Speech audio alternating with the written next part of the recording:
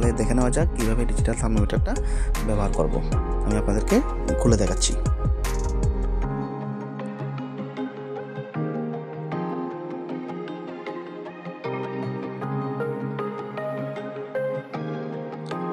এটা হলো গিয়ে ডিজিটাল থার্মোমিটার, আর উপরের যে জায়গাটা দেখছেন এটা হচ্ছে এলসিডি ডিসপ্লে। এখানে ডিসপ্লে হচ্ছে 98.6 ডিগ্রি টেম্পারেচার দেখালো, তারপরে LO ডিগ্রি ফারেনহাইট বা ডিগ্রি সেন্টিগ্রেড এমন দেখায়।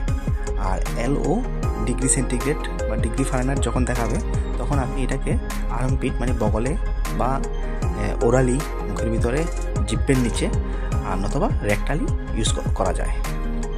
আর এটা হচ্ছে অন অফের বাটন। অন করার পর 98.6 ডিগ্রি দেখানোর পরে LO ডিগ্রি ফারেনহাইট দেখাচ্ছে। LO ডিগ্রি ফারেনহাইট দেখার পরে আপনি এটাকে বগলের মধ্যে রাখবেন। এই প্রুফটা যে প্রুফটাকে আমি 2 আঙ্গুল দিয়ে চেপে ধরেছি, এই প্রুফটা বগলের ভিতরে রাখতে হবে। তারপরে মিনিমাম 1 থেকে 1.5 মিনিট রাখার পরে একটা বিপ সাউন্ড আসবে। 10 সেকেন্ড 10টা বিপ বিপ বিপ এভাবে সাউন্ড হবে। আর তখন যে টেম্পারেচারটা ডিসপ্লে থাকবে এলসিডি ডিসপ্লেটার মধ্যে, ওটাই হচ্ছে গিয়ে টেম্পারেচার, যে বডি টেম্পারেচার ওটাকেই বডি টেম্পারেচার হিসেবে ধরে নিতে হবে।